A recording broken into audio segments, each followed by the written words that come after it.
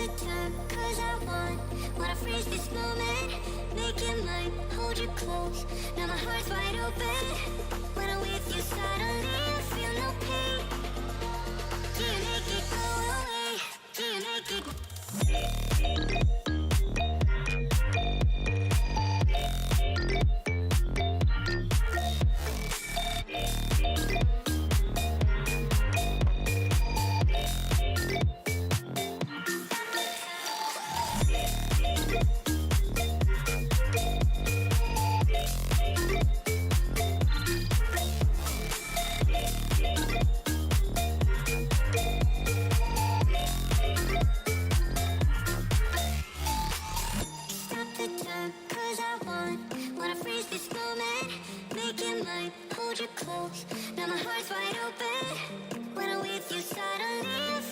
pain.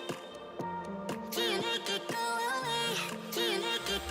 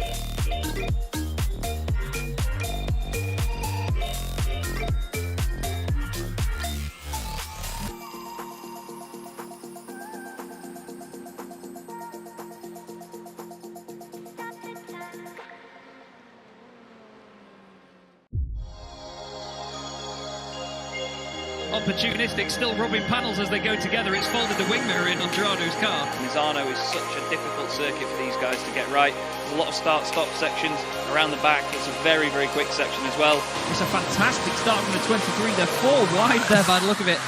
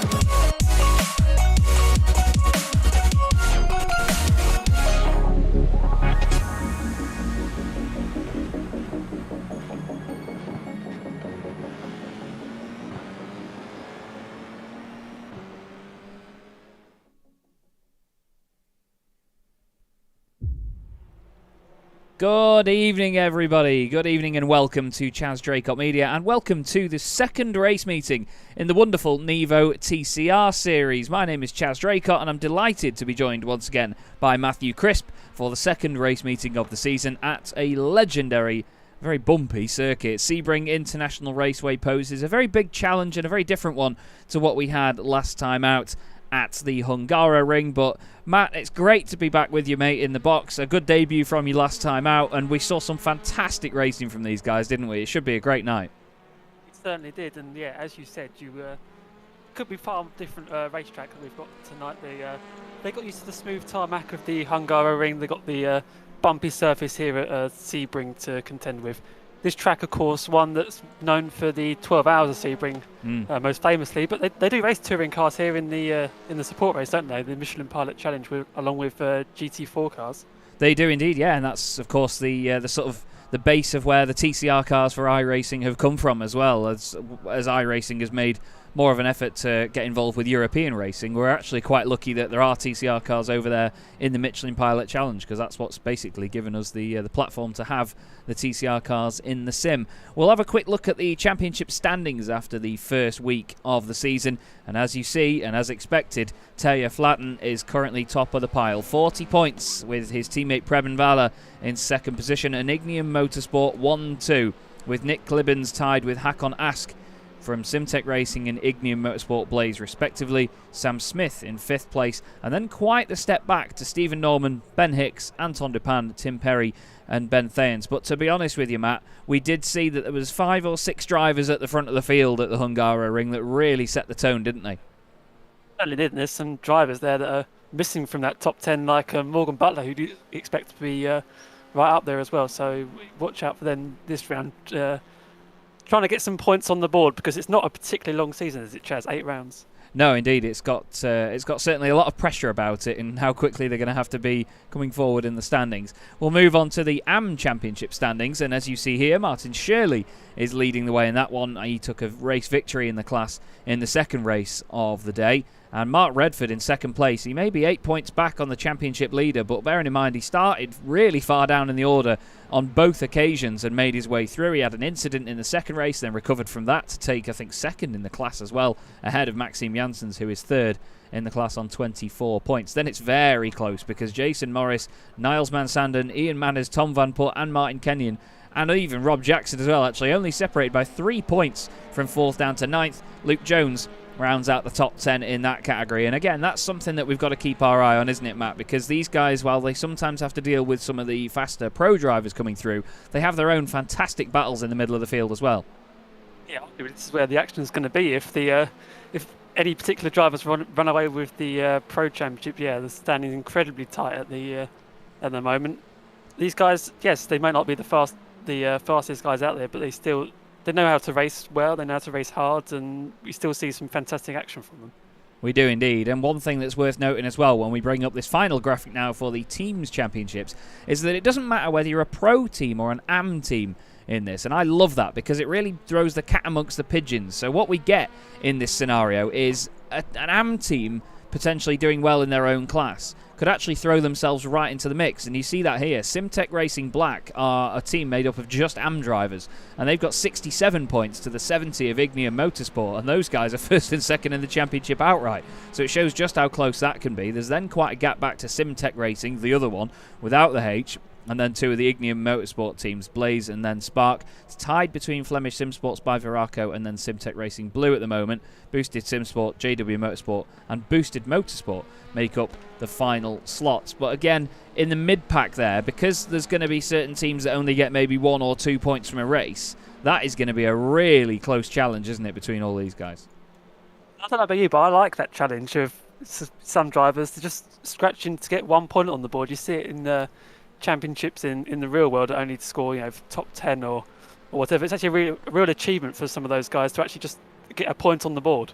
Yeah, definitely. And I mean, I'm the same in my championships as well. if you give points to everybody all the way down to 58th position, in my argument, no disrespect to these drivers, but you haven't really deserved it. If you're going to finish that far down, you need to be in a position where someone has to take pride in coming forward to then get into a position and score points. You know, I've run a few championships where maybe only the top half of the field can score points, and you do get drivers that just hope to get faster and faster and improve, and when they do get that point, they're really happy about it and they celebrate the fact that they've got it, and I think that's a beautiful thing to have, and in this championship we have that as well. So we look forward to seeing how that affects people in the long run. Now, it's great to see this in practice, because currently last season's AM champion, Thomas Layson, is fastest outright. It's fantastic to see that, isn't it?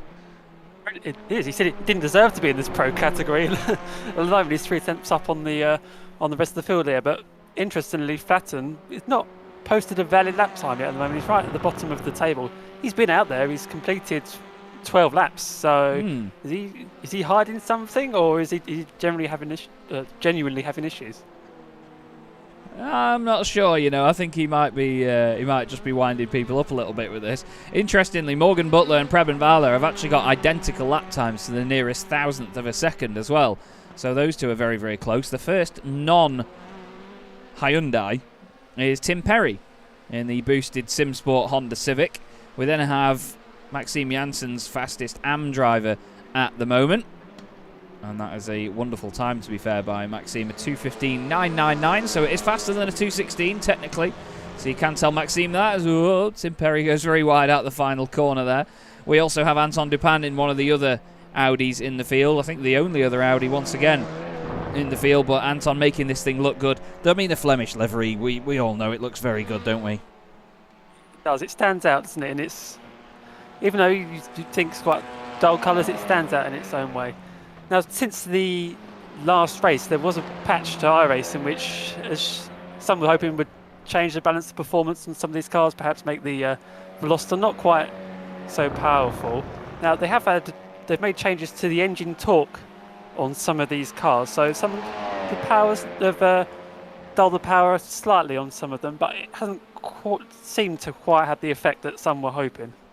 No, I think a lot of people were really hoping it would reel in the Hyundai Veloster specifically, and of course the Elantra slightly, but it doesn't seem to have that effect at all at the moment, as you mentioned. So we'll have to wait and see, I think, longer into the season to see whether there's any long-term effect. But as you and I both know, if there is a change to the cars in iRacing, it can take a few weeks to get used to it, can't it? And get used to any changes in the weight, the way that the car transfers said weight, and of course has any issues with the power in the long run. So I think some of the drivers may be trying to adapt to these changes and even adapt to the cars. You know, there's certain people in this championship that don't normally drive the cars that they're in.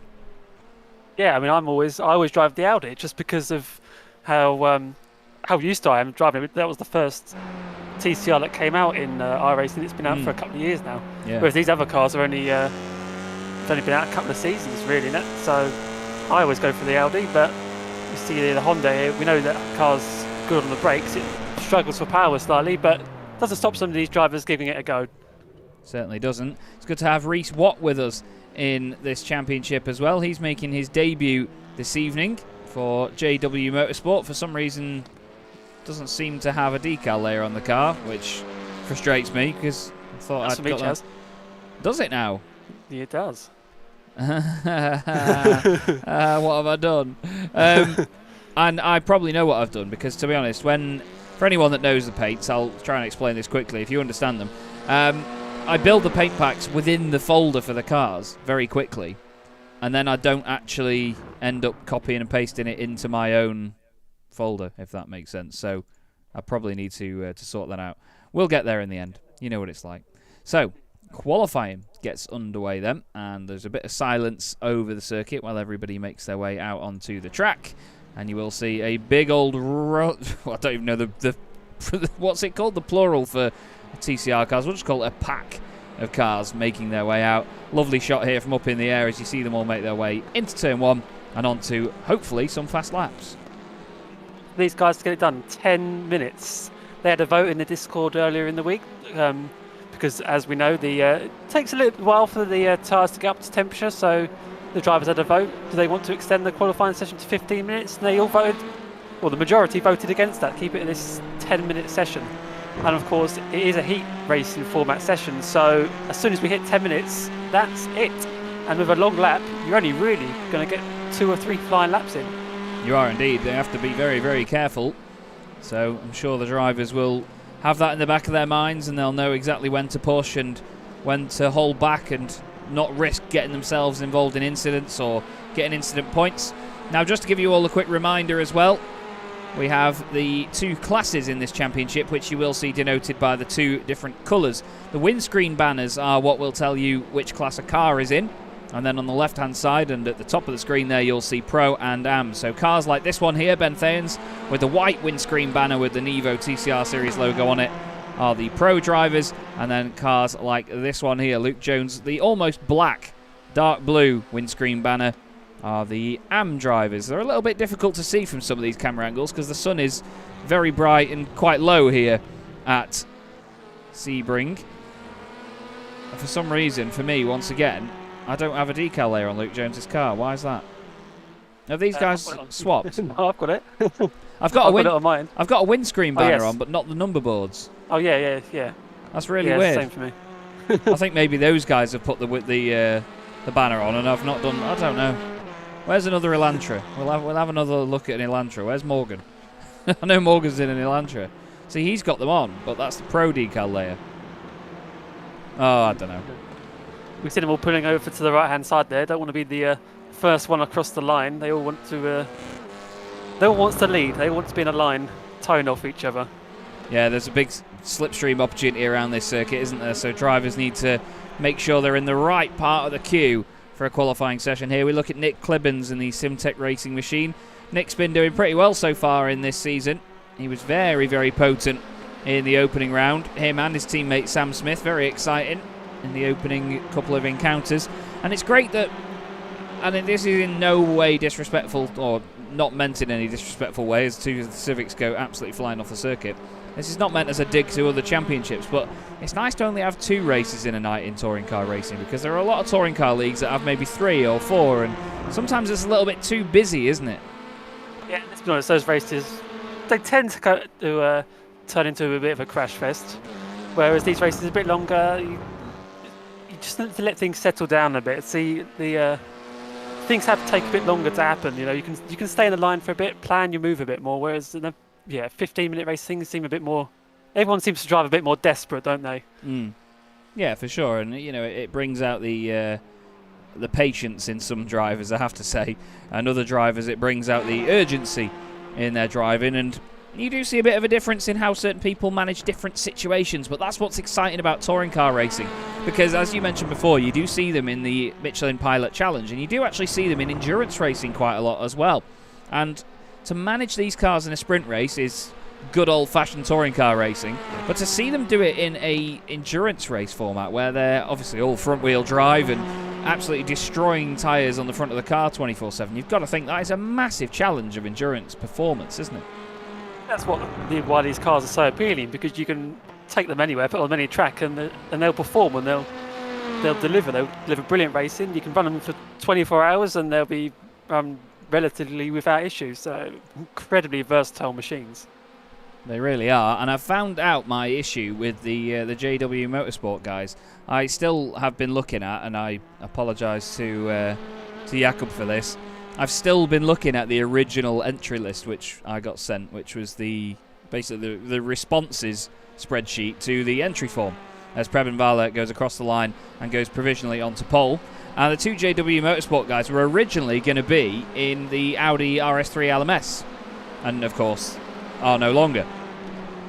So I'll try and get those decal layers updated and get them at least updated my end. I can't guarantee that I'll get them updated your end, Matt, I'm afraid, but we'll do that for next time.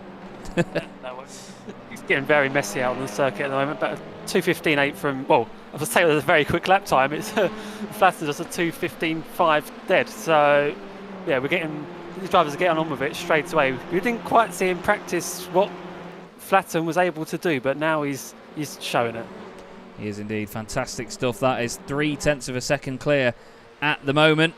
There across the line goes Luke Jones in the Hyundai Elantra. He crosses the line, makes his way into turn 1. Just ahead of him is Jose Scully.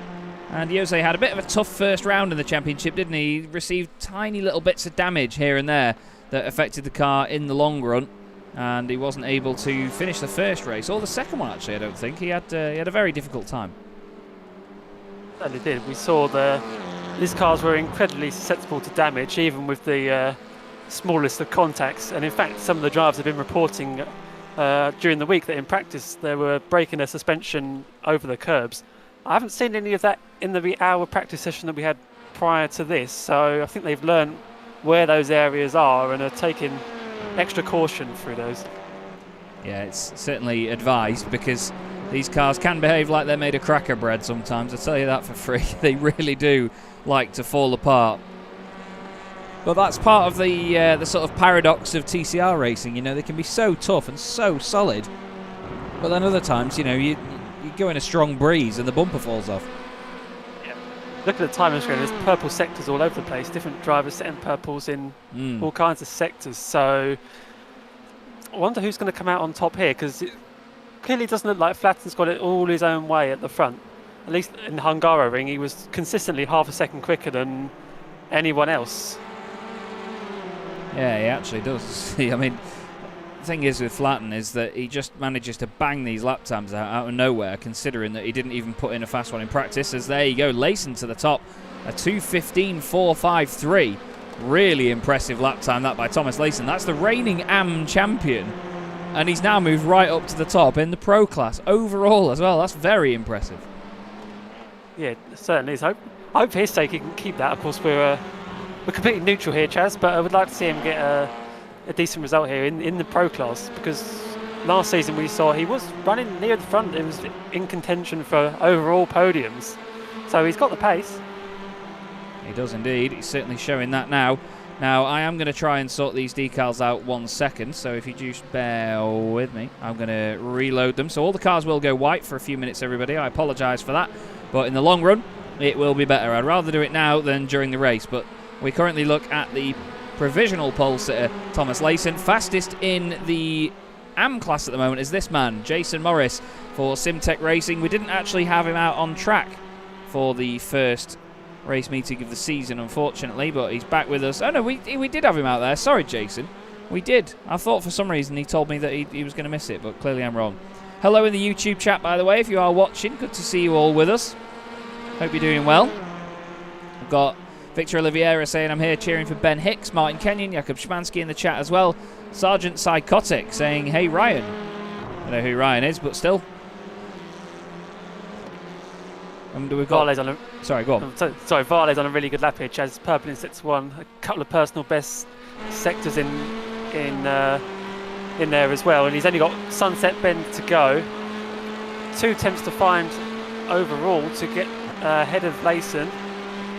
So see how this last corner, Chaz, you can approach it in many different ways, can't you? You can stay tight, you can go in wide, produce brilliant racing, and amazing finishes we get there as well. But it's, for the moment, watch Varley come across the line, and it doesn't. Oh, he goes top. He goes top by 32 thousandths from Layson.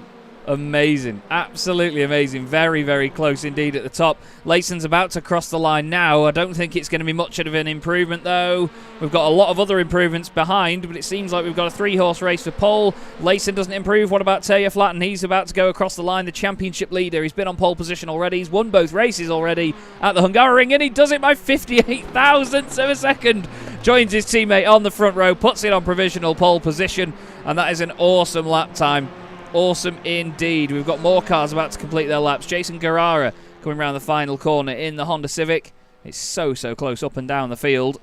Let's have a look then as he crosses the line and disappears. And the lap did not get added on for Jason Guerrara. So we're going to go straight to the grid for the first race of the day then. Teja Flatten is going to start on pole position with Preben Vala alongside him. Ignium Motorsport first and second. Thomas Layson and Stephen Norman make up row 2 with Ben Thayens and Nick Clibbens on row 3. Morgan Butler will start in 7th place alongside Ben Gregory. Those two have been racing together for years. Sam Smith and Tim Perry on the 5th row of the grid. Sam Smith's quite a surprise for me there, actually. Ben Hicks in 11th ahead of the fastest AM driver, Jason Morris. Good stuff by Jason to qualify 12th overall. He's ahead of John Roberts and Maxime Janssens on row 7. Then it's Anton Dupin and Martin Shirley in 15th and 16th. We've actually got the two Audis together there in terms of Maxime Janssens and Anton Dupin.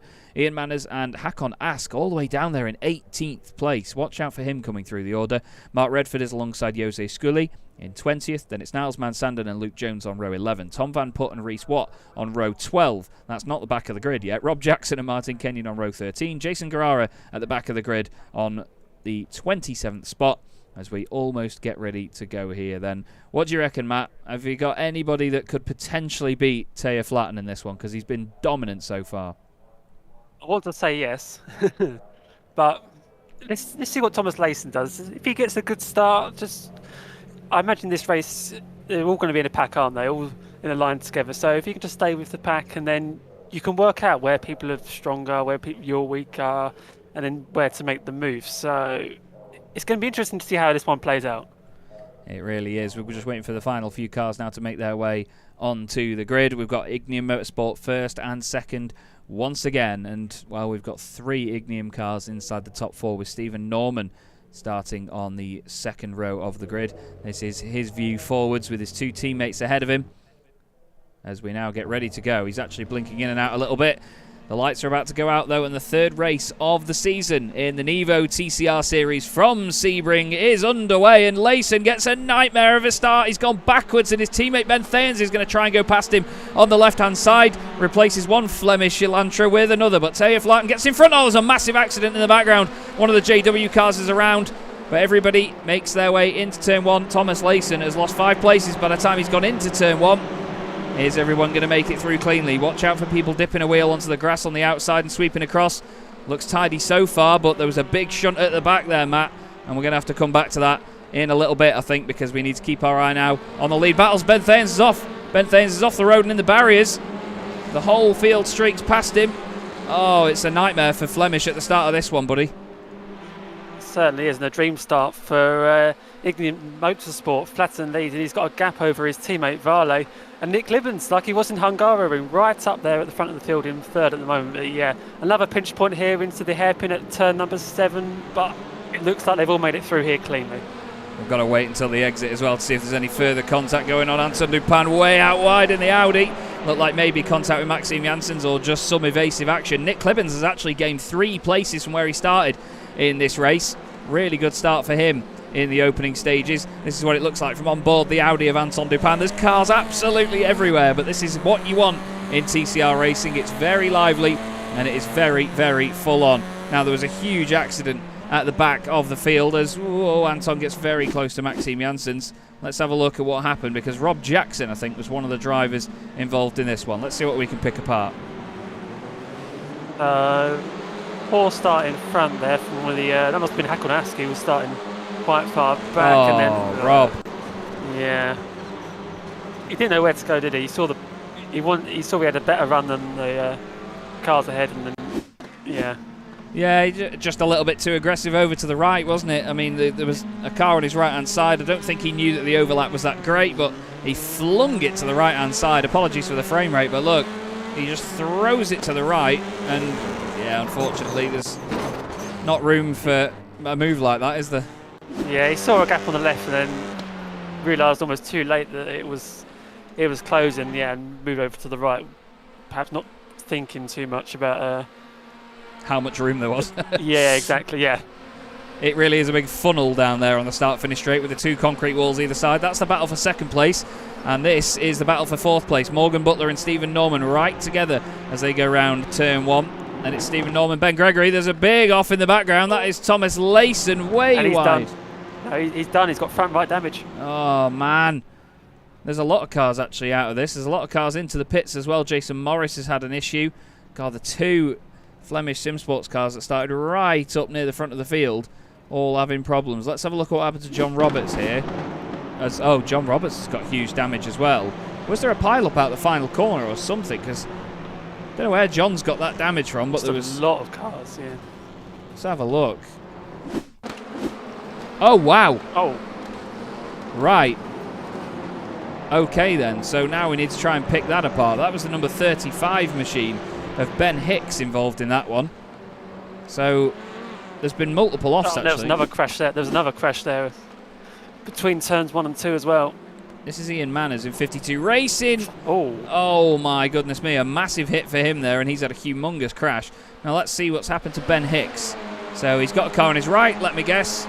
He's not going to realise there's an overlap there, is there? Oh, Ben. Oh, John goes into him with nowhere to go, and then John can't get it turned left. And did you say there was another one? Was it Janssens or somebody? yes. There'll be a Simtech without the H car, I think. Ah, yes. Oh yeah, they're in the background. Oh, Jason Morris. Oh, my goodness me. Involved in that one. That's Mark Redford involved as well. Oh, wow. Well, that was rather messy to say the least, wasn't it? I mean, I'll try and pick this back up again. So, Jason Morris side by side with the 105 car of Martin Shirley there. They were battling for nearly the race lead. Oh, Redford goes to the gap in the middle. And then the three of them move around. And, oh, there was a massive hit there as well at the side. It wasn't Reese Watt, it was Luke Jones in the other JW Motorsport car. Very big accidents and plenty of cars in the pits. But Taylor Flatten, well, he's loving life right now. He's back in the lead. He's done another fastest lap of the race. And he's got nothing to worry about, really, other than his teammate being a rear gunner in second. Yeah, it's a shame. We lost a lot of decent runners in that. But you're looking down the field. Look, Martin Kenyon's gained 12 positions. He's up 12 positions on his starting spot. Flipping heck. Well, there's a number of them down that part of the order, actually, that have gained a lot of positions. Bobbling along as it goes down the start-finish straight. It looks like he's very much on his own here, but yeah, he's got 9 seconds to the car ahead and then 27 back to Rob Jackson. There's a number of cars that have all been affected. About 15th position down have all been involved in incidents so far in this race. Here's two Velosters coming together to make 6 doors between the two of them. This is Ben Gregory trying to defend from Sam Smith. I'm sure there's a pun in there somewhere, isn't there? Yeah, I haven't got one to at the moment for this one, but yeah, Smith all over the back of Gregory there. So it's both the Simtech without the H cars on the attack, isn't it? Because Clibben's, or one on the defensive, one on the attack actually, because Clibben's is on the attack for second, and Smith, he's also on the attack. He is indeed. Lovely sounding little Velosters, right? Raspy bits of kit. The back end just does not look in proportion though when they put the TCR kit on it. But still, they're fantastic to watch. I think they look great from the front, especially with this sort of visor that the boosted SimSport livery has on it as well. Ben Gregory's got his teammate Tim Perry ahead of him. They're both racing for boosted SimSport, just in different cars and slightly different liveries. They make their way round the double left-hander now, hard into the braking zone. They go left and then right. Sergeant Psychotic saying, is this last man standing? It's kind of like Robot Wars, isn't it, to be honest with you? But this is TCR racing sometimes, unfortunately. We were really surprised, pleasantly surprised, at the very start of the season by just how clean it was racing at the Hungaroring. But at the end of the day, TCR racing is very frantic and it can get like this. Side by side now, Sam Smith and Ben Gregory. Sam's just got his nose down the inside, but Ben gets rid of the overlap. Sam goes later on the brakes, so reopens that door. Lovely stuff by Sam. Very committed down the inside. Can he get rid of the overlap? I don't think he can. Ben's got to give him the room. Sam's also got to give Ben the room as well. Leave it to space, as Fernando Alonso would say, around the outside. Still side by side once again.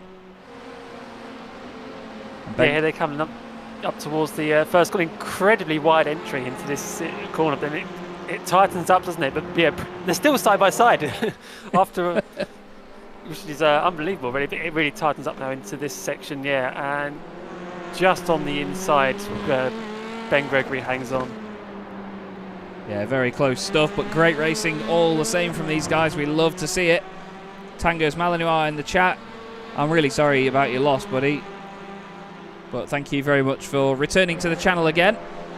Now this is Maxime Janssens with fellow Audi driver Anton Dupin right in front. But right behind, second place in AM at the moment, is Jose Scully, which is great to see. After a very tough start to the season at the Hungaroring, Jose is right on the ball here and ready to try and take points away from anybody that he can.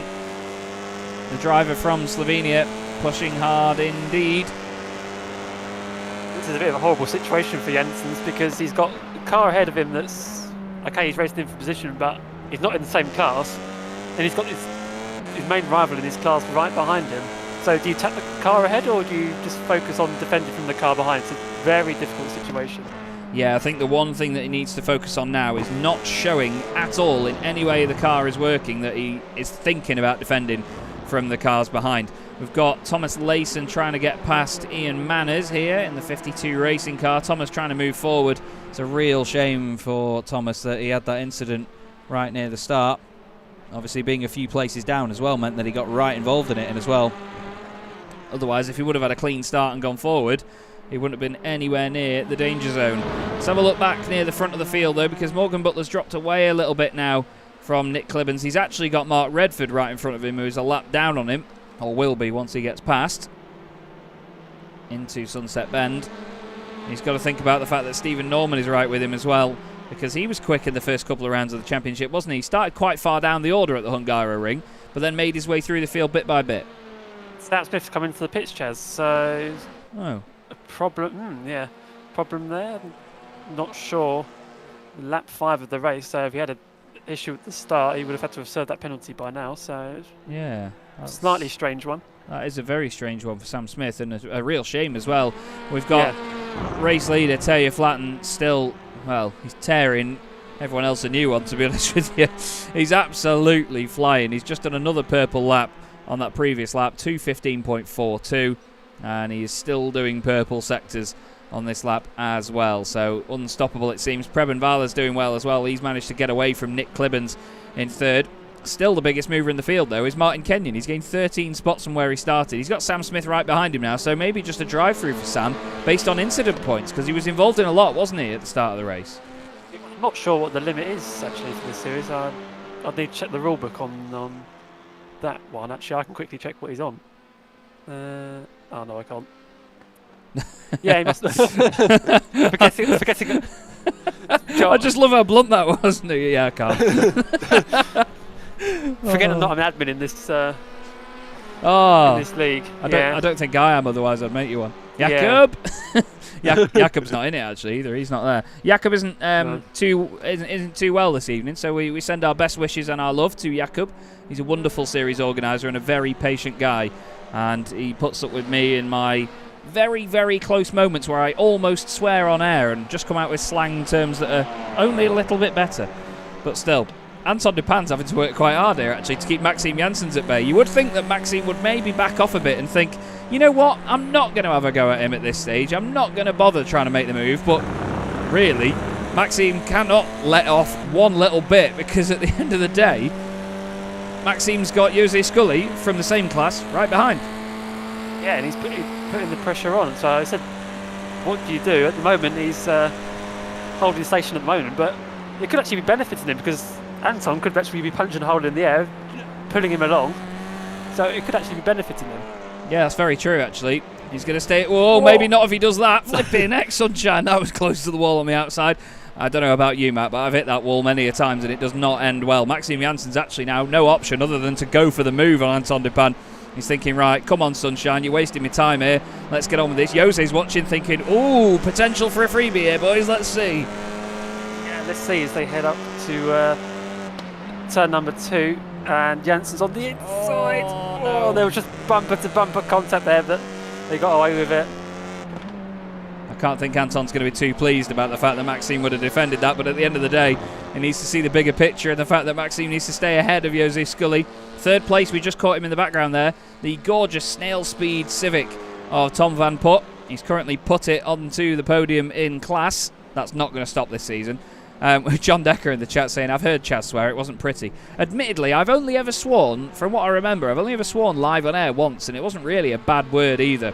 Somebody was absolutely dominating a race, like absolutely dominating, or someone made an amazing move or something on that regard. And I said, he's absolutely taken the pee out of him there. And it just came out, admittedly. Ed May actually came out with a funny one recently where he nearly swore on air as well. I think he came out with the first syllable of a swear word and I knew exactly what he was going to say. And he had to really stop himself, and it was absolutely hilarious. And I love Ed for those moments because he's so raw as a commentator, you know. It's just great, great fun.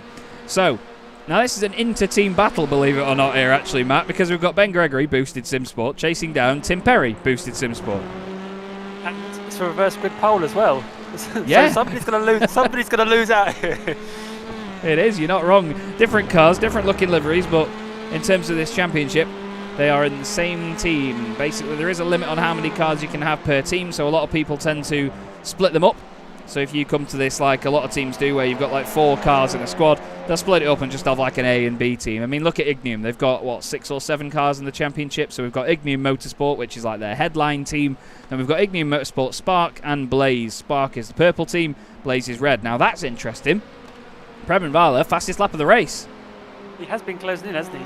Gap at 1.3 seconds right now, but I don't think he's going to pressure flatten too much, but it's good to see he's got the pace of his teammate.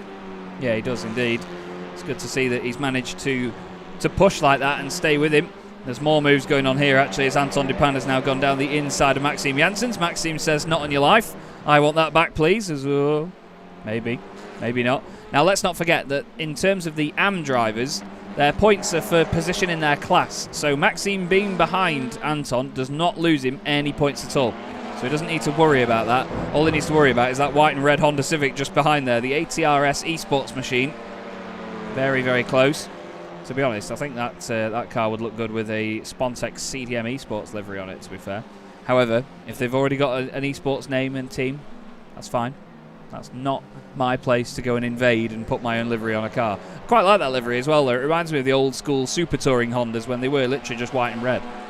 Yeah, that's the late 90s, and you must have played Toka 2, Chaz. Oh God, I lived on it. Yeah, flipping it. I think it was the first console game I ever played, and countless hours I've had out of that. What a good start to console gaming that is.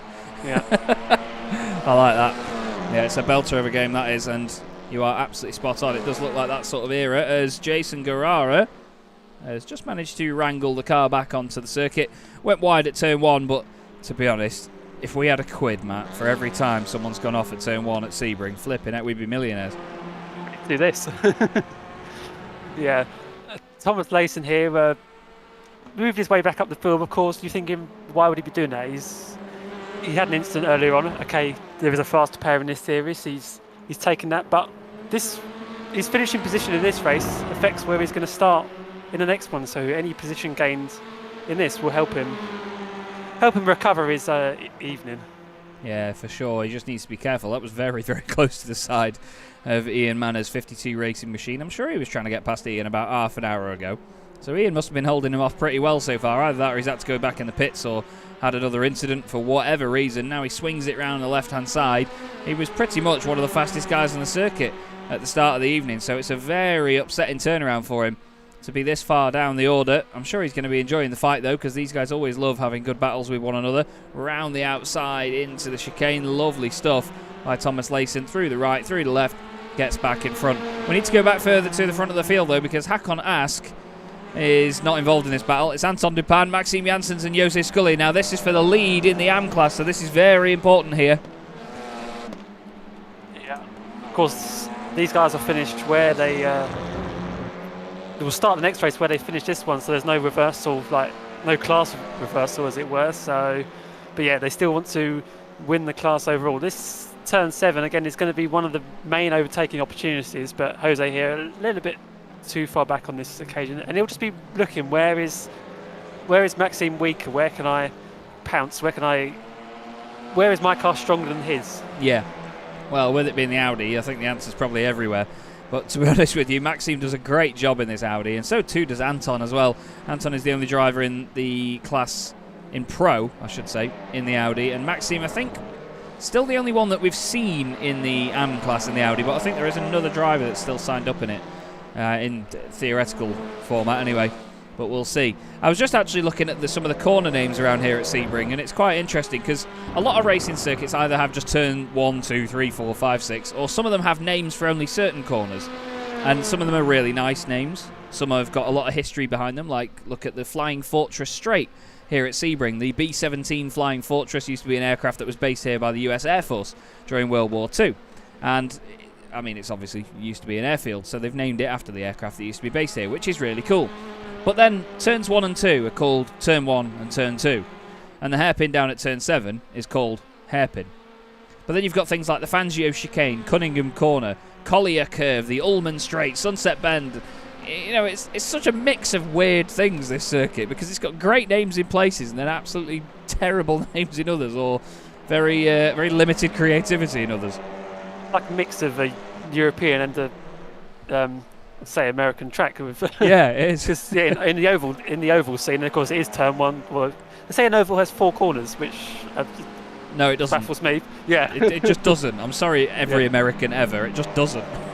It's got 2, and they are 180-degree corners. So stop being daft. And again, you try telling an American that. Love you all.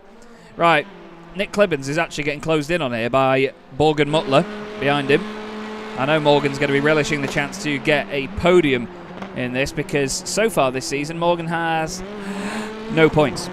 So he's going to want a lot more than that, and he wants to open his account here at Sebring. It's a circuit that, from what I remember, Morgan likes quite a lot. So I know he'll be really itching to get this done. We're just over 5 minutes away from the end of this race here, and he's starting to put pressure on Nick Clibbens. Do you think this could be potentially down to a difference in the cars and looking after the tyres in the long run? yeah, it could be. We're getting to that stage of the race now, aren't we? Where they've gone past the peak of the tyres. We kept talking about Flatten setting fastest laps of the race, and all that's stopped now. Well, he's not that far off his personal best actually, about a tenth or 2 of a second. So, but yeah, tyre wear will be coming into it at the moment. Morgan is blimming quick in these cars. I was racing him the other day at Spa. Well, I say racing him, he was far way up the road than me. So I know firsthand how quick he is, and it hasn't quite come together for him, has it? So far, okay, Hungary had a lot of bad luck, but even tonight, I was hoping tonight he would really challenge these Ignium guys up front. Well, he still could come to him, yeah. I mean, at the end of the day, I think he's at a bit of a disadvantage, to be fair, with the cars at the moment. We know that he's at a disadvantage there with rear grip. We know that the Veloster is still the fastest car. Look at the run he's got out of the corner there. That might have been intentional, you know. He's got a monster of a run on the exit, and now he's going to be right in the slipstream on Nick Clibbens. 2:14.9 by Taylor Flat. And David Baker in the chat. Good to see you, mate. And you're absolutely right. Pocono is a beautiful tri-oval, and that definitely doesn't have just 2 corners. So I will shut my big fat gob on that one. Anyway, Morgan Butler now trying this on Nick Clibbens. We've passed 20 minutes of the race, and they've just managed to put a lap there on Luke Jones in the JW Motorsport car. Ben Gregory and Stephen Norman have just had a bit of a change around. Ben Gregory now goes up into 5th position. He's brought his teammate Tim Perry with him as well. Tim's now going to have a front row seat for this Veloster battle from the Honda Civic. He's the highest placed Honda in the field, and would you listen to the noise this thing makes? It's balmy, isn't it? Yes. It's a different sound. Yeah.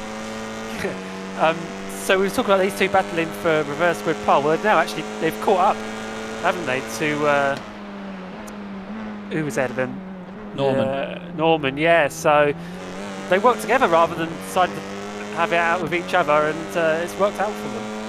Has indeed, and we're going to get a fantastic scrap here, I think, into the final moments of this race. There is another battle going on further down the order. These two are glued together. Reese Watt and Martin Shirley. Good to see Reese out there for the first time this season in the Honda Civic for JW Motorsport. And would you look at that? The decal layer's working now. We've got Martin Shirley behind him in 21st place overall. I should really get their class positions back up again. But we do have some great battles going on at the very front of the field. Nick Clibbens trying to hold off Morgan Butler, and then Ben Gregory with Stephen Norman and his teammate Tim Perry right behind as well. And that's going to have 1 or 2 more after this. It's going to be tight, isn't it? Yeah, 2 more possibly. It depends when Flatten crosses the line, because they're doing about 2:15s, low 2:15s at the moment. And I'm not good enough maths to work that out. it'll be 1 more after this for sure. This will be us going on to the final lap now, because we're 2.5 minutes away from the end of the race. Actually, you know what? Yeah, now I say that. Now I say it out loud, I realise how stupid it just sounded. I think... this is going to be close. 1, 2, 3... Yeah, we are. He's going to do it by about 2 or 3 seconds, so I'd be intrigued to see whether iRacing does something of this, or whether it actually counts us down and gives us a checkered flag. I've seen it before, when people have crossed the line and the checkered flag has come out on iRacing, when there's 3 seconds visibly left on the clock. So it depends where, and you'll have all probably seen this before, it depends where iRacing triggers the checkered flag, because sometimes it does it a couple of corners before the end. So we'll have to wait and see. Stephen Norman, though, is going to be tearing his hair out now, trying to get past Ben Gregory in the Veloster. Side by side. These are 2 teammates, so they're going to work together and potentially gang up on him to take that reverse grid pole away from him. But he's fighting back against them. He is indeed. Looks great from that angle there, doesn't it? I love the front of the Veloster. Very interesting little race car and a very interesting road car as well. It's great to see it on the iRacing service. I know that Tyler Maxson had a massive part to play in that. He races it in the real world in IMSA, and he's very integrated within the iRacing lot, as I'm going to call them. But this is a great little scrap, this. Into the hairpin they go. Creatively named hairpin. Back out. Through the right-hander at the Fangio chicane, this long, fast right-left. And then into Cunningham corner, which leads into Collier curve. Fantastic bit of racing circuit. And look, Ben's putting the car exactly where he needs to in this one. Hard on the brakes, parks it on the apex, and it means that Stephen Norman's got nowhere to go. But Tim Perry could certainly come into the picture here even more than he is already. And if he does get ahead of Stephen Norman, it'll be the 2 boosted SimSport cars on the front row of the grid for race 2. It makes a change from 2 Ignium cars, wouldn't it? Yeah, it would, yeah. So yeah, 36 left in the race. So these drivers will know if this is the last lap, or they've got one more to go. Obviously, SDK, our software we use for the timing, doesn't tell us that. No. So it's a bit of a guessing game for us, as Nick Clibbens is still under pressure from Morgan Butler. We haven't seen a real attack from Morgan yet, but or is he just waiting for that final lap to? Yeah. Let's see. Yeah, we're going to get white flag in the air this time round, which in European proper motorsport, it means that there's a slow car on the circuit and you need to watch out. So, Taya Flatten crosses line, Preben Vala second place, Nick Clibbens and Morgan Butler are side by side, so wait for the last lap. Yeah, my backside, he says. Watch this.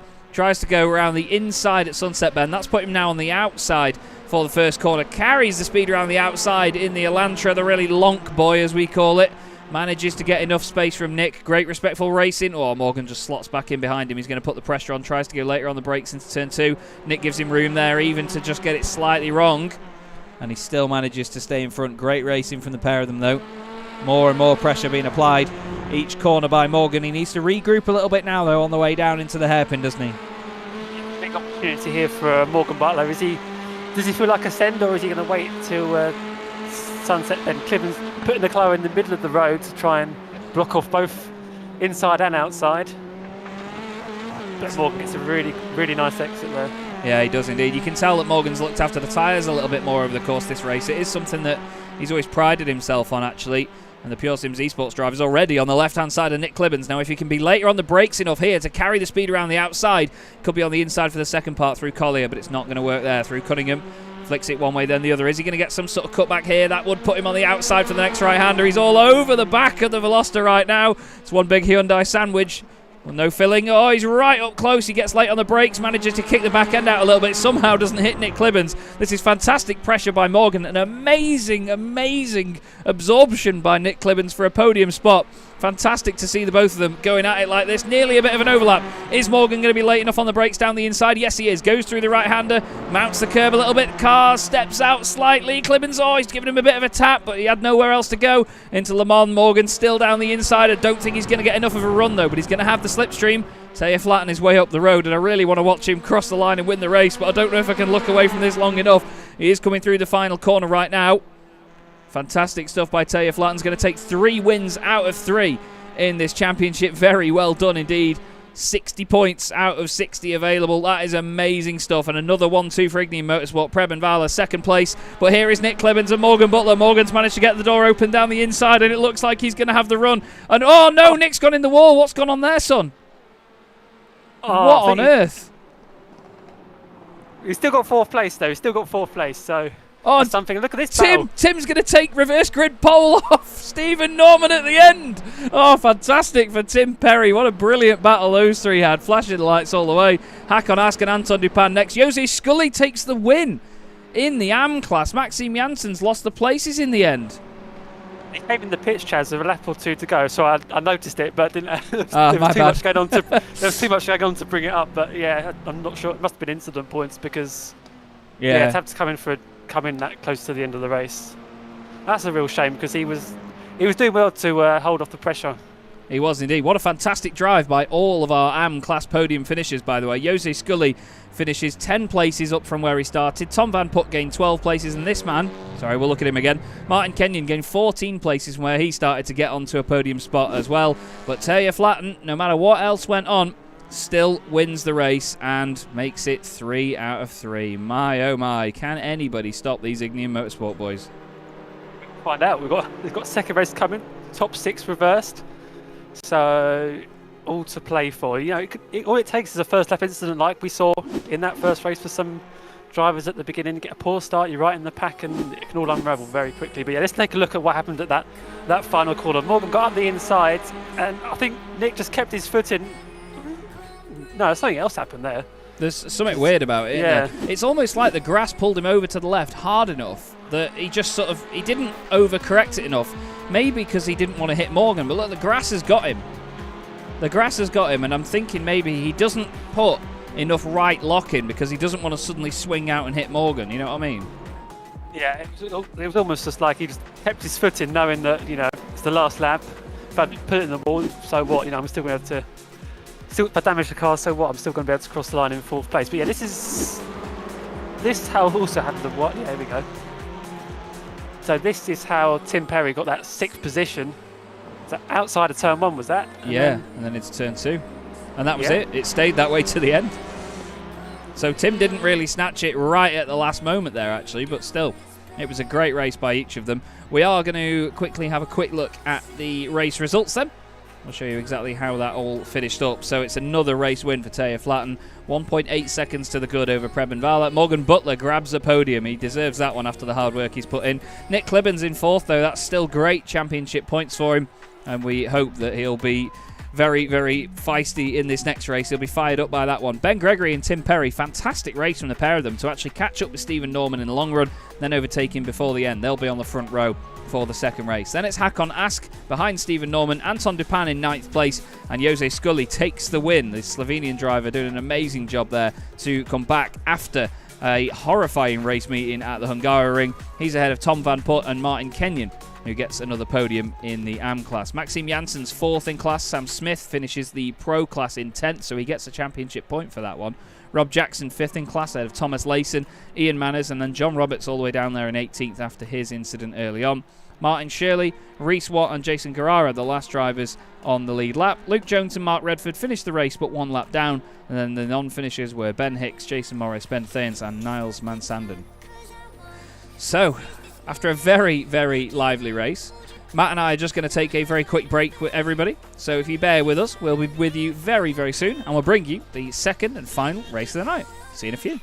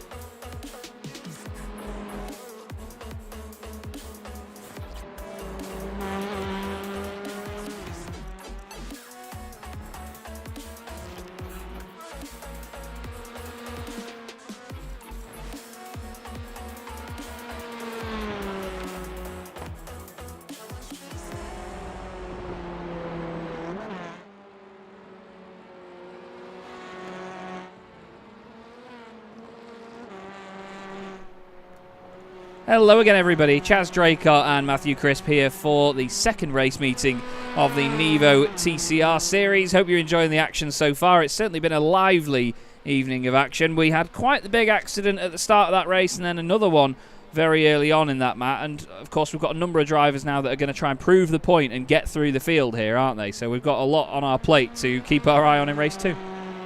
We do, and just hope that everyone just leaves that bit of extra margin, because we saw a lot of accidents, as you said, at the start of that race. But we've also got a reverse grid up front as well, and a Honda on pole position. Yeah, I'm excited to see how this goes, to be honest. So, let's take a look at said grid, shall we? Tim Perry starts on pole position. He's alongside his teammate Ben Gregory. Nick Clibbins and Morgan Butler on row 2. Then it's Preben Vala and Taya Flatten on row 3. The rest is the finishing order from race 1. Stephen Norman, Hakon Ask, Anton Dupin, Jose Scully, Tom Van Putt, Martin Kenyon. And the grid isn't moving when I click the graphic. That's fantastic. Maxime Janssen, Sam Smith, Rob Jackson, Thomas Layson, Ian Manners, John Roberts, Martin Shirley, Reese Watt, Jason Guerrara, Luke Jones, Mark Redford, Ben Hicks, Jason Morris, Ben Thanes and Niles Mansanden at the back of the field. And Matt, who's your money on? Well, we saw in that race the boosted cars were very good at working together, so I wonder if they can create some kind of boosted wall up front to stop anyone else coming through. We'll have to see whether they can do just that, as the lights are about to come on now. And the second race of the night here at Sebring in the NEVO TCR Series is underway. And there's a lot of wheel spin in the background from Anton Dupin, I can tell you that for free. Went absolutely nowhere. Ben Gregory covers the inside line straight away there with his teammate Tim Perry out in front. Looks like a much tidier start. There's a big send down the inside by the 99 machine in the middle of the field.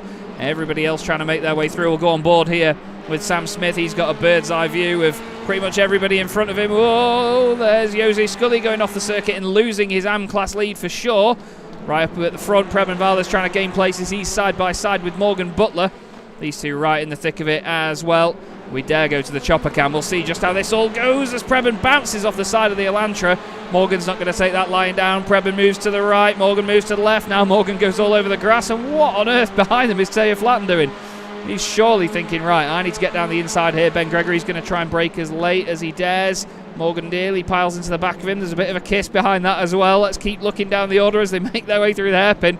This has been remarkably tidy so far. I say that touching wood as well. Maybe not. And that's that's Jason Morris around behind them in the Simtech without the H car. And that's the full name of the team now. Yeah. I love that. That's the Simtech without the H car. Oh, no, Preben sideways. I don't think he knew that Morgan was still down the inside there. Don't think there was anything Morgan could do, but still, on the majority, great start. Thomas Layson's up 6 places. Yes, certainly is. Nick Clibbins lost a couple of positions. He was up to 3rd after about the first few corners, but he's dropped now to 6th. Flatten's got past Raleigh after that moment. We saw probably a bit of contact with Morgan Butler, but they both survive. They do indeed. Anton Dupin and Hakon Ask side by side in front of us. It was Hakon that was making the moves early on, and flipping heck, he breaks early there. Thomas Layson jumps out of his skin, I can imagine. And Hakon's now going to try and rejoin. Oh, big old clout in the side of Thomas Layson's car. I really hope there's not severe damage from that. I think it's hurt Hakon's car a lot. He's going to have some sort of slowdown and damage from that as well. It's not been a night to remember for Hakon. He qualified quite poorly, didn't he? Had to recover from them. Maxime Janssens is leading the AM class at the moment throughout all of this. Yeah, I was about to say before that incident, this was perfect for Thomas Layson, because he was with all the Pro Cars class, and we know how much pace he's got. We're 3 wide here up the front, going down the start-finish straight. Oh my god, I just nearly choked on my own breath. Identical fastest laps by Gregory and Perry. There's teamwork. Morgan Butler's on the inside. Well, he's on the inside of Ben Gregory at least. Tim Perry's on his inside as well. Morgan's going to make this work, you know. That's phenomenal by Morgan Butler. Takes the race lead through the middle of the 2 boosted SimSport cars. They're now side by side, trying to hold off Taya Flatten, while Preben Vala's trying to poke a hole in the middle of it as well. Tim and Ben need to be careful. Ben's on the grass trying to avoid his teammate. This is very tasty stuff. It's all so close side by side. Awesome racing, nearly a bit of contact there as well. Preben Vala now back down the inside of his teammate Taya. This is great to watch. Awesome stuff, stuck together. Morgan Butler leads this race now by nearly 3/4 of a second. Anton Dupin's in the back of this pack as well. Look at this here. What a fantastic view for him, Matt. But it's all Velocitas, for God's sake. Morgan Butler will now just be trying to disappear from this pack. It's brilliant racing to watch it all in the line here. It's what we'd love to see from TCR Racing. Tim Perry defending for his life for second place. Got Ben Gregory behind him. And as they break here for the right hand, it's scary. Somehow it's oh no! I was going to say it's status quo, but it's not because Ben's off. Great drift. Nice work by Ben, but what on earth caused him to go off like that? So he's on the outside of Preben Vala. Oh, I don't think there was enough room down the inside there for a Veloster, but Preben was already there. It's very difficult to judge sometimes, though, isn't it? That's the thing. Let's see it from on board with Ben. He was lucky that contact wasn't on the wheel because, it was more in the door than the wheel, but it puts him sideways. But the beauty of front-wheel drive is you bury your foot in the throttle and you can carry on and you're straight back in the fight. As one of my mates, Tom, once said when his mum was driving his BMW, he said, "Don't tickle it, put your foot through the bulkhead." And that's exactly what you need to do in these machines. So, down the back straight we go. Oh, Martin Kenyon's off getting the tea leaves out of the grass. In the background there, out of Le Mans. Easy to do, though. We've got side-by-side all the way through the field, actually. Ian Manners is side-by-side here with Rob Jackson for third place in the AM class. The STR Veloster is on the outside. I thought he was going to really swoop in then and try and take the place, but it looks like he's just giving him enough room at the moment. We've got a fantastic scrap going on behind them and actually quite the long train of cars as they all make their way at the final corner. Thomas Layson has been out of this race now. He's had a very, very torrid night considering how... Whoa, hello. Considering how amazingly fast he was. He's just... It's not come together for him, has he? It was coming together, though. He was right with the lead pack. He just... Yeah, it's just unfortunate. So sometimes that's how things go in sim racing. You just got to... It's how you bounce back from these things and move on to the next one. Yeah, indeed. It was a shame to see the contact between Ben Gregory and Preben Vala as well. It just seemed like going the one way then the other in the chicane. There just wasn't quite enough room down the inside that Ben Gregory left there. And I mean, it's easy for me to sit here and say it, but obviously in the heat of the moment, you know, you try and give as much room as you can and try not to compromise yourself too much. And it was just one of those moments. We just saw Sam Smith there very late on the brakes. I don't think he quite meant to go that late on the brakes to pass Tom Van Putt, but he certainly scared the life out of him. Ben Hicks is off and out of the race, and I'm going to put money on this car taking a hit in the left rear here. He's going to be side by side out the hairpin, and he's going to get a tap like that. Yeah, identical to what we saw before, wasn't it? But yeah, slightly worse consequences. There's not much you can do out of there, though. It's very difficult out of that hairpin because not only is it just a 180-degree hairpin, but it instantly goes left and then instantly goes right again after that. So it's almost like a chicane on the exit, and to try and give space around there while you're so close with the other cars is an absolute nightmare. Now we're going to see Taylor Flatten really pushing here because he now knows that he's going to go after this man, Morgan Butler, who leads the race outright in the Pure Sims Esports Hyundai Elantra. He's doing a very good job. Thank you very much for the kind words regarding the production, guys. Hope you're enjoying it. It's certainly a lot of fun at the moment. For those of you that don't know how all of this works, I do the production and the commentary at the same time, and then the wonderful Matthew Crisp joins me and gives me his time to help basically mean that I don't have to chat to myself the entire time. we have a good old laugh doing it as well. So Nick Clebens is now right up behind Tim Perry, original pole sitter. He's becoming a bit of a, and I hate this, cork in the bottle here. Yeah, it certainly is. We're on board here with Ben Gregory looking to the inside of Anton Japan. We've got an Audi in the top 10. Anton's made his way. We've got two of them. Oh yeah. Maxime Janssen's leading the AM class 9th overall. It didn't take him long to get back to the front of that class, did it? Oh, I can't ask, sorry. Giving me a bit of a meltdown here. I was 30 years old yesterday. It was my birthday, but my midlife crisis just started there where Hakon Ast threw it sideways through the gravel. Anyway, Morgan Butler now is, well, he's going to be having a bit of a crisis. Not quite middle-aged. Morgan's not quite got there yet, but Taylor Flatten behind you, in as menacing a form as he is, well, certainly going to be scaring Morgan. Two very pretty white and blue cars, really close on the exit. There was a bit of a tap, and I know that Taylor doesn't really want to gain the place like that. Morgan's just going to be so careful not to turn him with that left rear right now because they go one way, then the other, much like they do out of that hairpin. That's the moment when, especially in cars like this, Matt, the weight transfer can be a bit of an enemy to you. Yeah, I'm surprised Morgan didn't put much of a fight, but is he's still on the outside there. He's going to have the inside for this next right-hander coming up. I was thinking there'd be fireworks between these two, and there certainly is. Very close stuff there as they go into the right-hander. You can see the cars moving around on the brakes. The timing tower hiding Morgan's car right now as he's disappeared off the left of shot, but he's still side by side with reigning champion and championship leader Taylor Flatten. Taylor's won at both races so far this season. Morgan back in front now, ahead of the two Ignium Motorsport Elantras. No, they're not Chaz, they're Velosters. Fantastic stuff. And then look behind this, Tim Perry ahead of all 5 of these guys. We've then got Maxime Janssens right here. Ian Manners then ahead of Tom Van Putt. Ian Manners moving up the order as well in the 52 Racing Machine. Good to see that. He's got some of his fans in the chat. Good to see you guys. We unfortunately have an issue for Mark Redford though. I think Mark's going to be out of the race after whatever's happened here. Oh, there was a tiny bit of an overlap. He's going to carry on though by the look of it though. It wasn't as much damage as it sounded like there would be. Yeah, it looked like just damage on the bumper, so yeah, he'll be able to carry on. But here we go. Flatten's got to the front at Sunset Bend. He has indeed. Preben Vala now trying to get past Morgan Butler. Morgan's on the left, needs to leave the room. There's a tap, that's very naughty. Don't think Morgan quite knew he was there, but whoa, look at that. Oh, Preben's popped it down the inside. He didn't need to go for that gap. It's a little bit over the top. He could have easily got a cutback on the exit behind them. Tim Perry and Nick Clibbins are side by side as well. Nick's going to be around the outside. Ben Gregory's on the inside of Stephen Norman. There's a touch there between those two as well. But it seems like the cars have toughened up a little bit now because they are having a little bit more contact and they're getting away with it since that patch. Yeah, although there wasn't any changes to the damage model, so I think they just know how to... Maybe it's me just being an idiot. No, they just know where they can hit each other, I think. Yeah, I think, well... That was a bit... I mean, Preben, he went for the gap. I think he expected Morgan to run a little bit wider than that, to be honest with you, and then Morgan tried to close the door knowing that there was a potential move coming through, and unfortunately the door closed and Morgan had made his mind up, so too had Preben, and that's just how racing goes sometimes. Fantastic scrap here though. Tim Perry somehow still holding on to 4th place. No disrespect to Tim, well I know he's a very potent racer, but he's just doing really well to hold on ahead of these guys here. We've got Nick Clibbins and Ben Gregory, the second 2 cars behind him, and then Stephen Norman and Anton Dupin still in that Audi, watching it all go on ahead of him.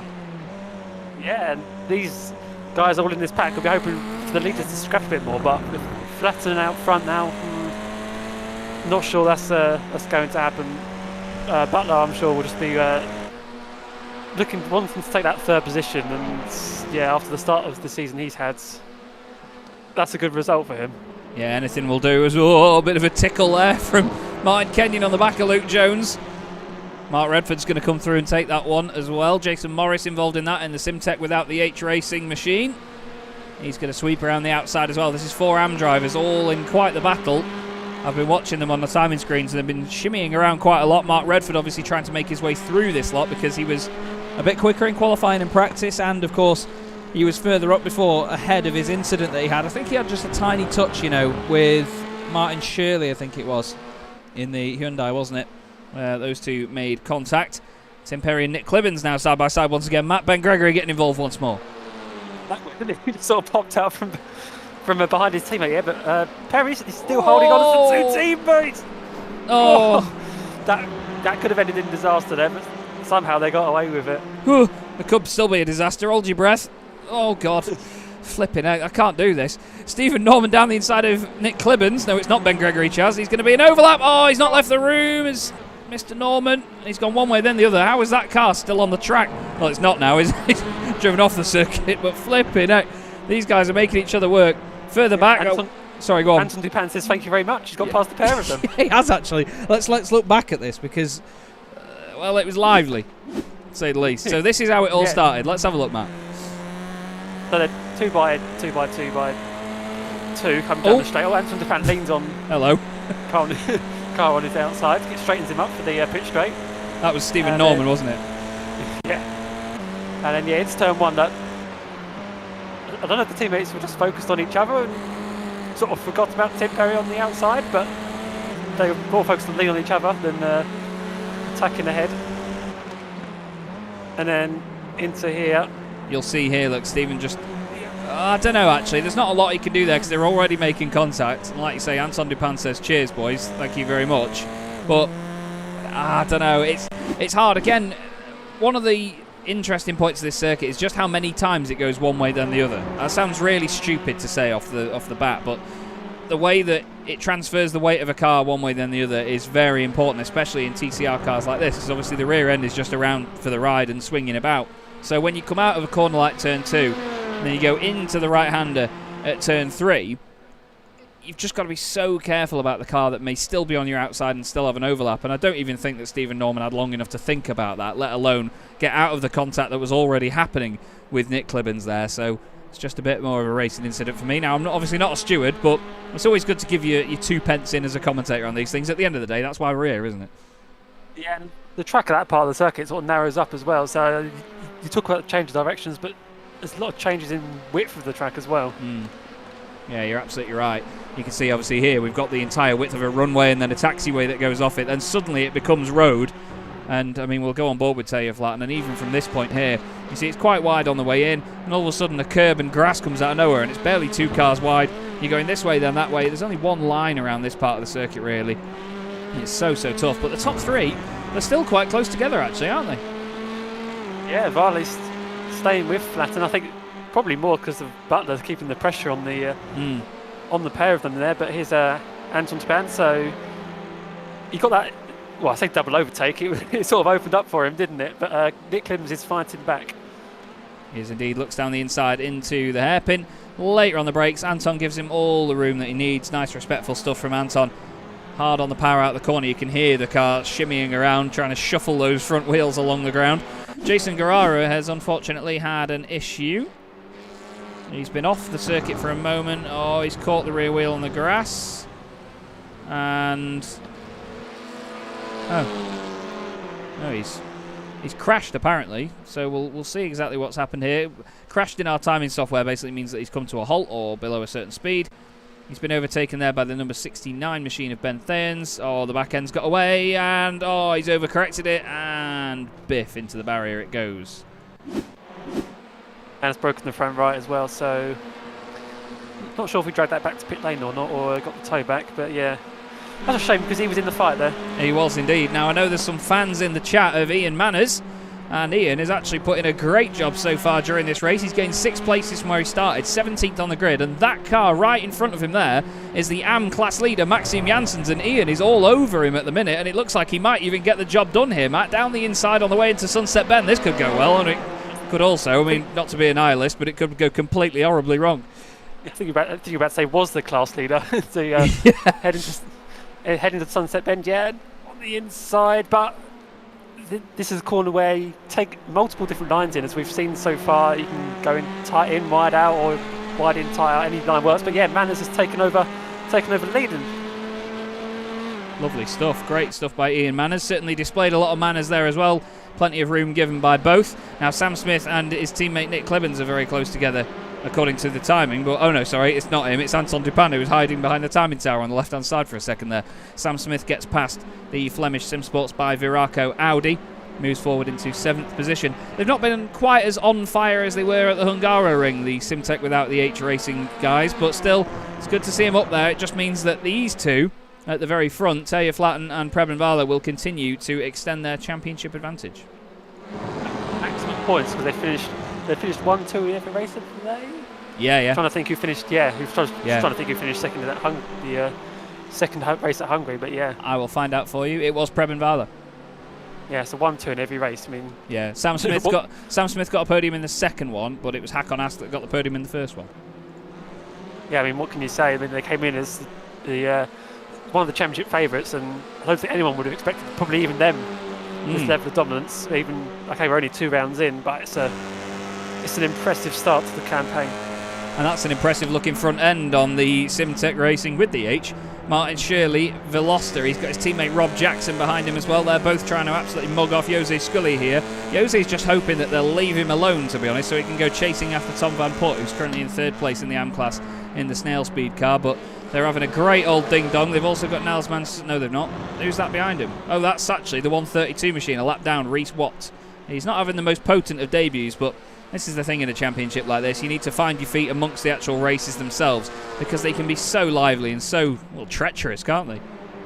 Yeah, it's just experience. And actually, he's getting some good experience here with, although he's a lap down. Yeah. Good experience driving with some of the other drivers. Okay, if they start fighting, a sensible thing for him to do just to back off a little bit. But look, up at the front, I was about to say these three up front have all been lapping within a tenth of each other for a long time now, and Varley really putting the pressure on his teammate. We haven't seen these two scrap at all in these first couple of races, and see there, Varley fastest lap, 2:15.4. Took a couple of attempts out of Flatton on that lap, and I don't know if that was someone touching the wall on the inside or just the... I think you were right there. I think he might have scraped the wall a little bit. Either that or the car was bottoming out, and there's a really big bump on the inside right near the wall. Sometimes you can just clout the floor a little bit there. But yeah, Preben Valle looking great at the moment. The two Norwegians leading the way ahead of Morgan Butler. We've got Kjetil Flaten in the chat saying, love the commentating, guys. Top stuff. Thank you very much, mate. Really glad you're enjoying the show. I'm not going to assume that you are father of Taya Flaten or brother, but he's doing a fantastic job, isn't he? He's won every race so far this season, and Car 1 P1 continues to do so. It's good to see Morgan Butler up there, though, because at the end of the day, and this isn't coming from me being biased as he's one of my good friends, but at the start of the season we knew just how fast he was going to be, and I mean, you've mentioned it as well yourself, Matt. Morgan is rapid in these cars. It's just good to see him in podium spots again, showing the results for the pace that we know he's got. Yeah, it certainly is, and hopefully one day we'll see him up on that top step. But yeah, I'm intrigued what's going to happen up front here with this inter-Ignium battle. Are they actually fighting out, or are they just trying to preserve the 1-2 here? I'm intrigued. To be honest, I'm not sure. Yeah, it's tough to call, isn't it? Because at the end of the day, they could just keep swapping places and then swap back again very quickly, because that's how you maintain a gap over the car behind. If you're going to get past in a slipstream, you just let them go and try and slot in as cleanly as you can behind them, so you don't manage to give up any time to any rivals nearby. But these guys right now, they could be properly going for it, and we might not know it yet. We'll have to wait and see what happens. We've just hit 20 minutes of this 25-minute race, so we're into the final 20% of it now. Quick maths with Chaz. Down the back straight towards Sunset Bend, and Preben Valle ducks out to the right-hand side, then back to the left, just shows his teammate he's still there. These two leading the team's championship and will continue to do so. A little bit of a wiggle on the way in there, and we were talking about this last week, weren't we? These cars are so much looser than they used to be now. They're proper lively touring cars.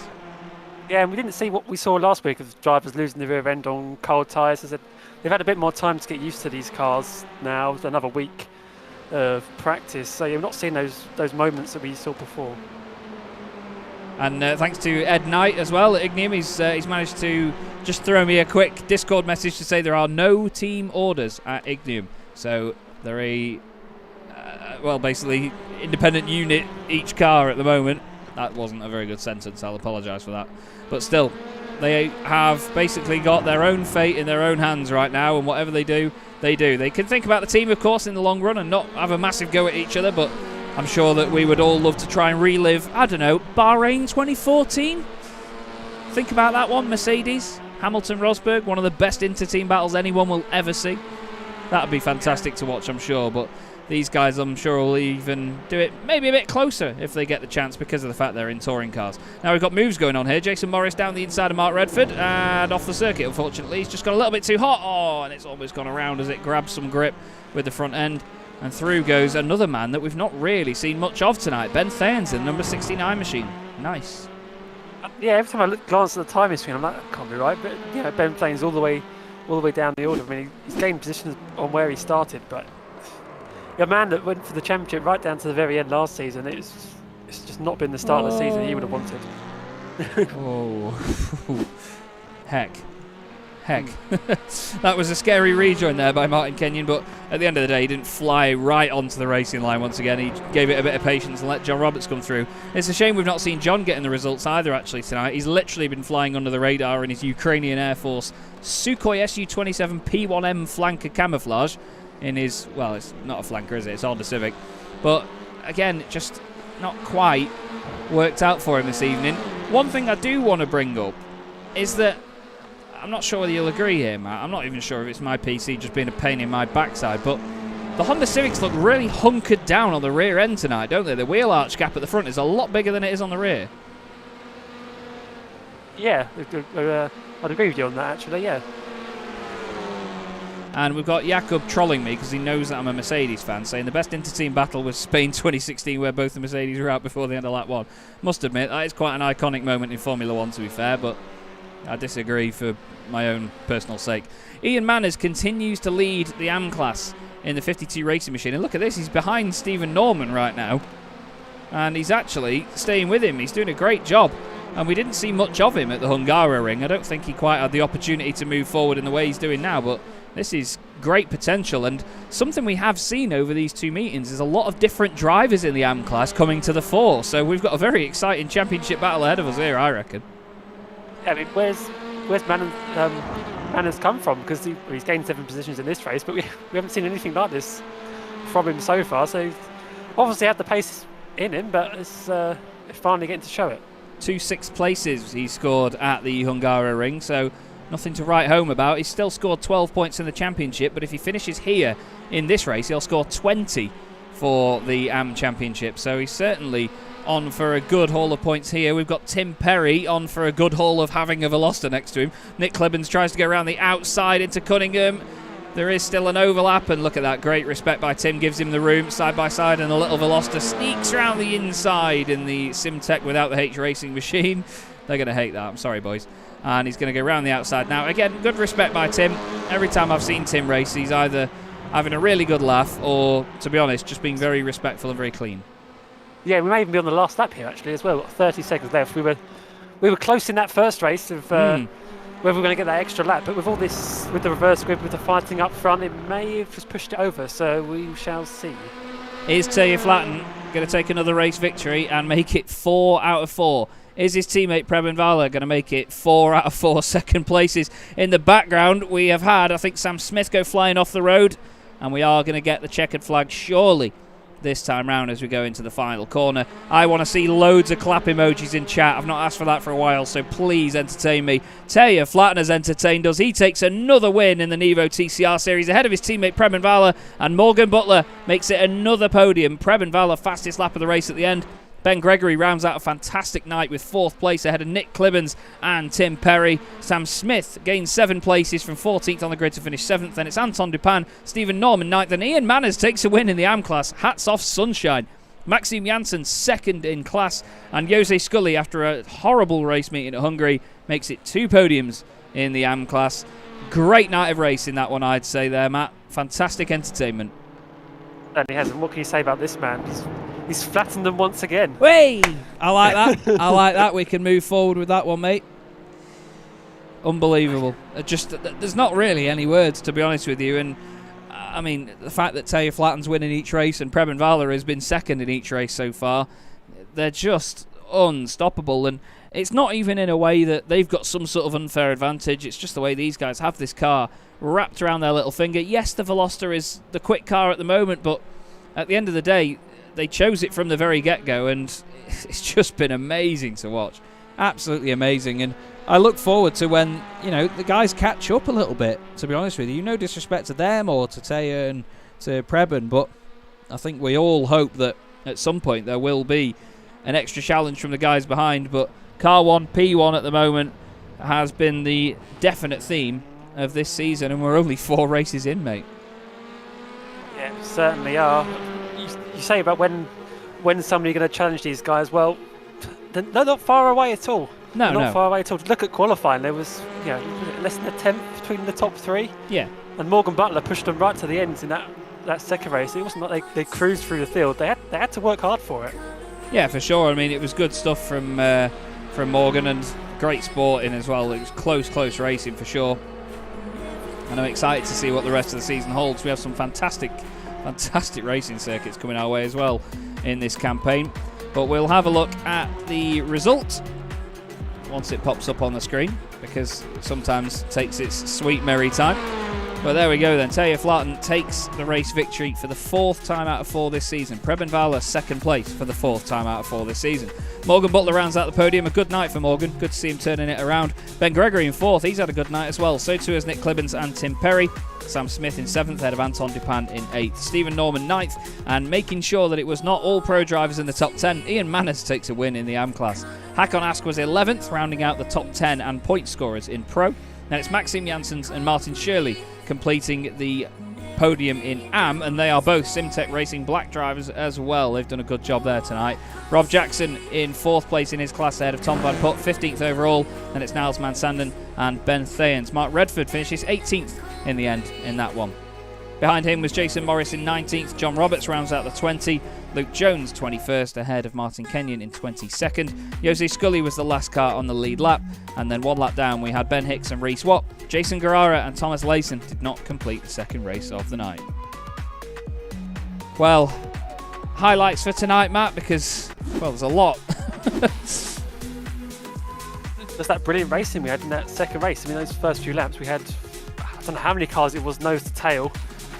Okay, but as always with TCR racing, the cream always rises to the top. It does indeed. It really does. And to be honest with you, I think that we do have a certain... This is no disrespect again. I dig myself a lot of holes like this, but there's a number of drivers a little bit further down in the pack that have just got a little bit of a bridge between them and maybe the top sort of 7 to 8 drivers in the field. But still, the level of talent that we have in this field is absolutely phenomenal. And to be fair, I'd say one of the most underrated, well, not underrated, but one of the most potentially underrated drivers, I've said it twice, underappreciated drivers in our field is Preben Vala in the number 36 machine for Ignium Motorsport. Preben, you've finished second in every race so far this season. It looked like we were going to get a great battle between you and your teammate there. Is there one brewing? No. I appreciate that. But, I mean, tonight, again, you just showed that the two of you have the class of the field and you have the pace.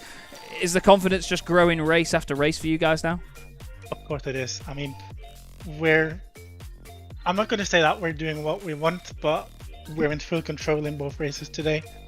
When we get to the point, I mean, Morgan is driving his bloody hands off, keeping up with us in that car. The advantage of the Veloster is 3/4 tenths a lap. Yeah. So it's incredible that he can keep up with us. Well, But then again, we've picked the better car for now, and maybe it's going to change later on in the season. Maybe a different track's going to suit him better. But for now, me and Terry, we're basically flawless. It's amazing. Yeah, it certainly has been flawless. That's definitely the word. There's no chinks in the armour at all. And I mean, fair compliment to Morgan as well. It is impressive that he's managing to wrangle the Veloster like that. Sorry, the Elantra. I keep doing that. A solid night, though, once again for you. 4 second places now this season. Do you feel that if there is going to be a change coming, it's going to be these rounds that count the most in terms of giving you a solid advantage for when there might be a change in the tide? For me, it doesn't matter if Tarja or I win the races. As long as we're up there, both of us, and we're doing well, we're going to secure the team championship for Ignium. That was the goal. Mm-hmm. And I know Tarja is probably a little bit quicker than me. Though tonight, if it hadn't been him, there would have been door-to-door banging. I can promise you that. But it's going to look stupid if I put him into the wall, you know. Well, it'd be great drama and entertainment for everyone watching, I'm sure. But yeah, I completely agree on that one. At the end of the day, if you're going to push your teammate, you don't want to push them too hard and put anything at risk. Now, we have, of course, a wonderful calendar ahead of us in this championship. Next time round, we go to your home circuit, Rudskogen, and I bet it's quite special as a Norwegian to hear that for a racing simulator, because it's not a track that you see very often, is it? We never thought this day would come, you know. Having a Norwegian track on this service is amazing, and it's going to do wonders for racing in general in Norway, as it gives everyone who does this in real life an easy way to practice. It's a game changer for us in such a small country to have our main track represented on a true sim like iRacing is. Yeah, I've not thought of it like that, actually. You know, that if there is a circuit that is so important to a certain country that, you know, if people do want to practice when it isn't really available anywhere, then it does make a massive difference, like you say. So I'm intrigued to see what that does for not just the sim racing side of it and how people manage it here on iRacing, but of course in the real world as well, with Norwegian drivers taking part in whatever series they may be in and wherever they may end up. So I'm certainly excited by that. Before we move on though, Preben, is there anybody you'd like to give a quick shout out to tonight? The same list as always. My teammates, Tarja especially. Without him, I'd be nothing. Ben Hicks and the rest of the setup over at Ignum Motorsports, all our sponsors, friends and family for watching, and especially the girlfriend who, once again I have to say, let me sit in this room hour upon hour. Lovely stuff, Preben. Well, thank you again for joining us, mate. Well done on another solid night of points, and we'll see you at Rudskogen in a few weeks. Thank you. Lovely stuff. Well, I mean, he's right, isn't he, at the end of the day, Matt? You know, he's got an amazing circuit that's come to the service, and it does do wonders, not just for iRacing itself, but the actual circuit itself as well. Yeah, I'm sure. I never really thought of it that way, to be honest. I mean, when the track was first announced, I don't know about you, but I'd never heard of it, to be honest. No, me neither. I looked at it and I was like, what? I thought... Yeah, I was like, what's... Sorry, go on, mate. No, go on. I was going to say, I saw rocks and I thought, trial mountain? Thought Gran Turismo vibes. Yeah, but you can see what it means to them as sim racing enthusiasts in Norway. It means a lot. It certainly does, and I know that they're going to be very excited to head there. We'll have to ask this guy whether he's excited to head there. We're going to go to Norway, Morgan. Are you excited about going to Rudskogen? Have you even driven it yet? No way. Are we actually? Ah, Yeah, I have. Oh, God. I drove it quite a lot in week 13 actually in the GT3s. It's great fun. Like the little kind of, I don't even know what car. I never really bother with corner numbers or names, to be honest. But there's a little kind of uphill, complex little chicane with then the long left. Like taking that in the GT3s was absolutely fantastic. Being like right over the curbs, really pushing the track limits. Like it's a fantastic car, track to drive. And I think it's going to be even better in touring cars. But then again, most places are, to be honest. Well, yeah, I mean, it's just an awesome sort of category to race no matter where you may be in the world. Now, obviously, tonight was much better than the first round of the championship. Some solid podiums and lots of points for you. We were saying that it was nice to see that the pace had finally come forth, because we've seen that all it can take is one poor qualifying session that doesn't go your way, and it can ruin an entire race meeting, can't it? Oh, yeah, definitely. I mean, I don't necessarily think tonight was the best qualifying either. I think I was like 7th, I think, which to me is pretty poor, but then that might just be my standards being way too high for myself. But yeah, even the P7 I think has maybe kind of not been ideal. I'd have liked to maybe have been closer in obviously race 1, but I think the fight with Nick was pretty good, and I mean it looked cracking on the stream, to be fair, so you can't argue with that when it's creating great content. Well, no, I mean, you know what I'm like, but still, it was good to see you out there and battling, you know, rather than having to recover over the course of a whole evening and make up places outside of the top 10 and scramble for some points. It was just good to see that you were up there fighting with the fastest guys, and I mean, I'm not sure if you heard Preben's compliments earlier. He was saying that the fact that you're keeping up with them in the Elantra is just amazing. You know, he was very complimentary of your pace and your ability. So hopefully, if there is a change in the tides, as I described it earlier, with the balance of performance, which we all know is there, do you think you could be getting away with race wins then? Yeah, definitely. I mean, I don't often like to maybe sound too like optimistic or too. I don't know if it ever comes across as cocky, and I'd never want it to, but I definitely know that I'm capable of getting race wins, even in the Elantra, to be honest. I think it'll all just kind of come down to maybe having a good track that I'm a fan of, or that, you know, suits the car. I don't think that maybe Sebring necessarily suited the car, because it seemed a lot of the velocities seemed very stable through a lot of the corners. They probably weren't, and the drivers were probably absolutely ringing at the necks, but there was a good couple of times, obviously race 1, I think, when I was like fully opposite lock, like fully hands off the wheel, having to try and catch it like Tokyo Drift, and I don't really think I saw any of the other cars kind of doing stuff like that. So, I mean, to be able to kind of keep the car up there competitive is obviously fantastic, and I'd like to, again, I do think I could be further up. Just maybe the place needs to, you know, suit the car a bit more.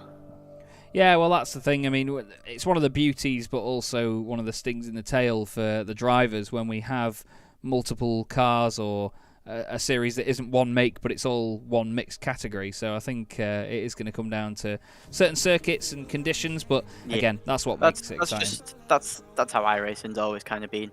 I don't think there's ever been one season where everything's been nice and perfectly balanced, and because all you got to do is look back at the multiple series of, you know, seasons of GT3s. There's always that one car that's got a slight advantage, and you see everybody in it. Yeah, it's very true. You know, it's the same. It's the same with touring cars. I mean, at the start, when obviously the Elantra and the Civic came out and joined the Audi, it was just absolute, you know, Elantra fest.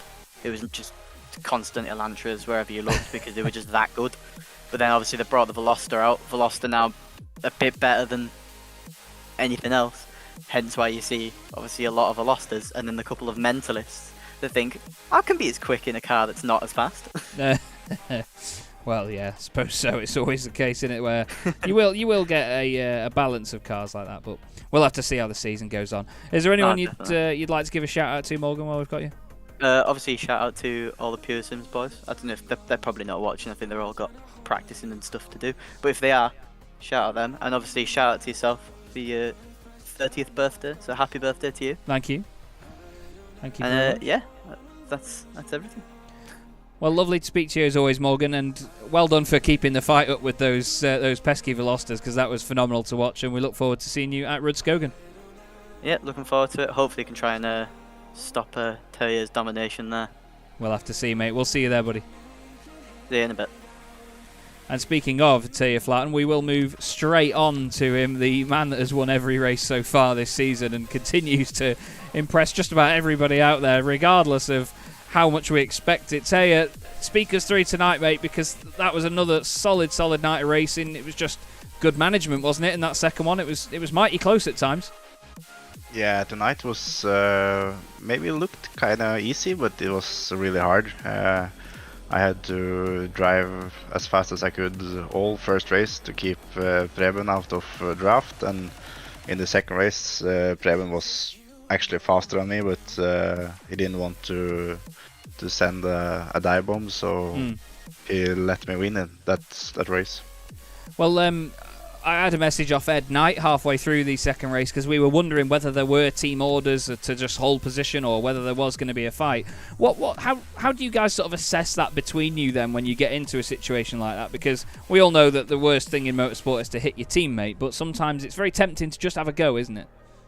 Yeah, for sure. I told Preben many times that if you are faster, just let me know and I will create a gap for you, but he didn't want to, so yeah.